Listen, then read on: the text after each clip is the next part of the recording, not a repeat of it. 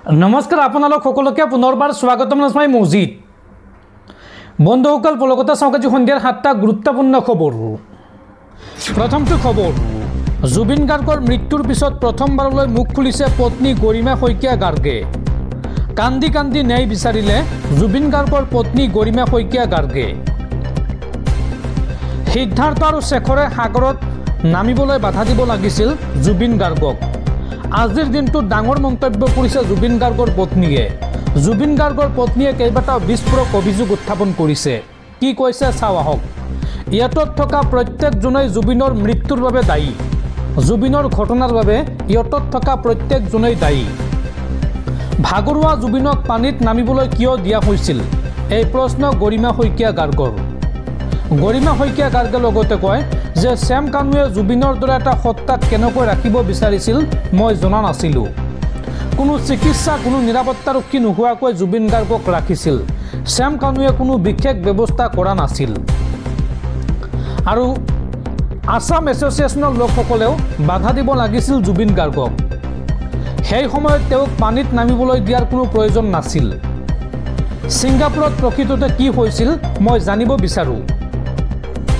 ঘটনাৰ সময়ত উপস্থিত থকা সকলোৰে ওপৰত এজাহাৰ দিয়া হৈছে ভিডিঅ'ত দেখা গৈছে জুবিন গাৰ্গক কৰা অৱহেলাৰ দৃশ্য জুবিন গাৰ্গ সম্পূৰ্ণৰূপে ভাগৰুৱা হৈ পৰিছিল তেনেস্থলত লাইফ জেকেট নোহোৱাকৈ সাঁতুৰিব দিয়াটো মই মানি নলওঁ ভাগৰুৱা জুবিনে সেইখিনি সময়ত কি বিচাৰিছিল মই অনুভৱ কৰিব পাৰিছোঁ দেশৰ আইন ব্যৱস্থাৰ ওপৰত মোৰ সম্পূৰ্ণ বিশ্বাস আছে জুবিনে ন্যায় পাবই জুবিনৰ বিষয়টো সকলোৱে বিশেষভাৱে ল'ব জুবিন সাহসী আছিল আৰু মোক সাহসী কৰি থৈ গ'ল 30টা বছৰে জুবিন গাৰ্গে মোক প্ৰতিটো কথাই শিকাই থৈ গ'ল প্ৰকৃত ঘটনা জানিবলৈ মই বহুত চেষ্টা কৰিছিলোঁ কিন্তু নোৱাৰিলোঁ সকলো ভিডিঅ' ফটো মই পিছতহে লাভ কৰিছোঁ আৰু এইদৰে কান্দি কান্দি জুবিন গাৰ্গৰ পত্নীয়ে ন্যায় বিচাৰিলে জুবিন গাৰ্গৰ পত্নী গৰিমা শইকীয়া গাৰ্গে এইদৰে কান্দি কান্দি ন্যায় বিচাৰিছে জুবিন গাৰ্গৰ পৰৱৰ্তী খবৰ ইতিহাস ৰচি এছিয়া কাপত পাকিস্তানৰ বিৰুদ্ধে ভাৰতৰ সৰ্ববৃহৎ জয় আৰু পাকিস্তানী মন্ত্ৰীৰ পৰা ট্ৰফি ল'বলৈ অস্বীকাৰ টীম ইণ্ডিয়াৰ ট্ৰফি অবিহনে বিজয় উৎসৱ পালন টীম ইণ্ডিয়াৰ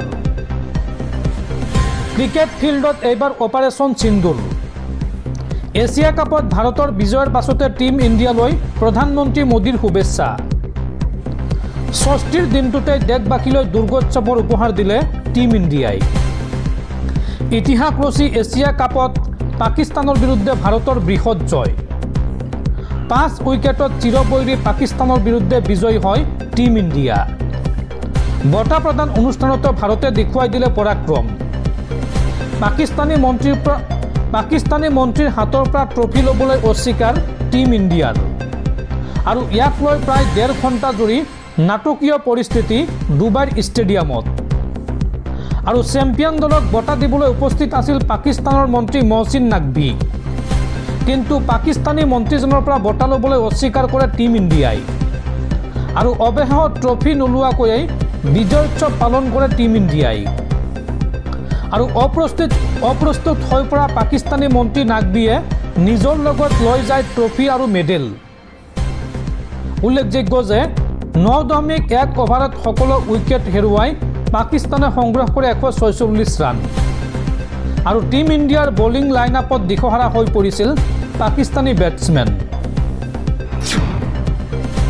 পৰৱৰ্তী খবৰ ভিক্টৰ দাস অজয় ফুকনক গ্ৰেপ্তাৰ কৰা গোচৰত নতুন ধাৰা সংযোজন ৰাষ্ট্ৰীয় নিৰাপত্তা আইন চমুকৈ NSAৰ ধাৰা আৰোপ কৰা হৈছে এই গোচৰটোত ৰাজহুৱা স্থানত দেশৰ অখণ্ডতাৰ প্ৰতি ভাবুকি সৃষ্টি কৰা মন্তব্য কৰিছিল এই দুজনে উল্লেখযোগ্য যে জুবিন গাৰ্গৰ ন্যায় বিচাৰি কৰা প্ৰতিবাদৰ সময়ত গ্ৰেপ্তাৰ কৰা হৈছিল ভিক্টৰ দাস আৰু অজয় ফুকনক দৰ্শকসকল আৰু বহুতো গুৰুত্বপূৰ্ণ খবৰ আছে তাৰ আগতে আপোনাক জনাওঁ যে যদি আপুনি এতিয়ালৈকে এইটো ভিডিঅ'ত লাইক কৰা নাই তেন্তে এতিয়াই ভিডিঅ'টোত লাইক কৰি দিয়ক আৰু এনেকুৱা ধৰণৰ ভিডিঅ'সমূহ নিতৌ চাবলৈ চেনেলটো ছাবস্ক্ৰাইব কৰি কাষত থকা বেল আইকনটো প্ৰেছ কৰি ৰাখক পৰৱৰ্তী খবৰ পুনৰ বিতৰ্কত জ্যেষ্ঠ আৰক্ষী অধীক্ষক লীনা দলে এইবাৰ কন্যাৰ নামত এছটিৰ ভুৱা প্ৰমাণপত্ৰ উলিওৱাৰ অভিযোগ লীনা দলৰ বিৰুদ্ধে।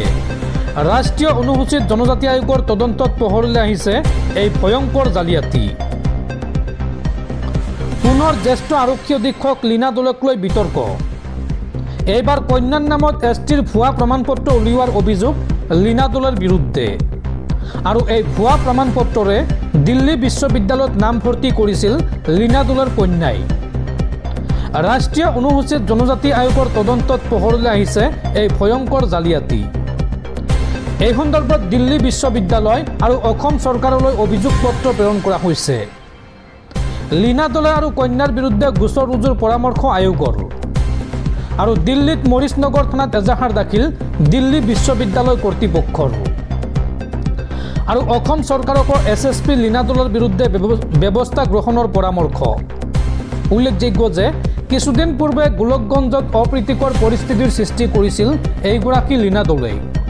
আৰু তাৰ পিছতে লীনা দলে অপহৰিত হৈছিল ধুবুৰীৰ SSP পদৰ পৰা। আৰু পূৰ্বে SI জোনমণি ৰাভাৰ গোচৰতো জড়িত আছিল এইগৰাকী লীনা দলে। পৰৱৰ্তী খবৰ, 2026 চনত বহাগী উৎসৱ উদযাপন নকৰে বেলতলা বহাগী উৎসৱ সমিতিয়ে। জুবিন গাৰ্গৰ প্ৰতি শ্ৰদ্ধা জনাই এই সিদ্ধান্ত গ্ৰহণ কৰিছে বেলতলা বহাগী উৎসৱ সমিতিয়ে। উল্লেখযোগ্য যে বেলতলা বিহুত প্ৰতি বছৰে অনুষ্ঠান পৰিৱেশন কৰিছিল জুবিন গাৰ্গে। পৰৱৰ্তী খবৰ, জুবিন গাৰ্গৰ ঘৰত আদানীৰ প্ৰয়োজন নাই। জুবিনক লৈ অসমবাসী ইতিমধ্যে গৌৰৱান্বিত। জুবিনৰ বাবে আমাক ন্যায় লাগে, অতি সোনকালে ন্যায় লাগে। জুবিন গাৰ্গৰ ঘৰত গৌতম আদানী উপস্থিত হোৱাক লৈ সামাজিক মাধ্যমত এই মন্তব্য অভিনেতা ৰবি শৰ্মাৰ। পৰৱৰ্তী খবৰ, জুবিন গাৰ্গৰ মৃত্যুৰ পিছত জুবিনৰ গানক লৈ এতিয়া দালালিত নামিছে একাংশ দুষ্ট চক্ৰ। জুবিন গাৰ্গৰ মায়াবিনীৰ মালিক হ'ল এতিয়া এইগৰাকী যুৱক মুস্তাফিজুৰ। জুবিন গাৰ্গৰ মৃত্যুৰ পিছতে সেই গীতটো হৈ পৰিছিল প্ৰাৰ্থনা। সকলো অনুৰাগীয়ে প্ৰাৰ্থনাৰ পৰিৱৰ্তে সেই গীতটো আওৰাই প্ৰিয় শিল্পীগৰাকীক দিছিল শেষ বিদায়। জুবিন গাৰ্গ নোহোৱা হোৱাৰ পিছতে অসমৰ লগতে দেশ বিদেশে ধাৰাবাহিকভাৱে বাজি উঠিছিল জুবিন গাৰ্গৰ মায়াবিনী শীৰ্ষক গীতটি।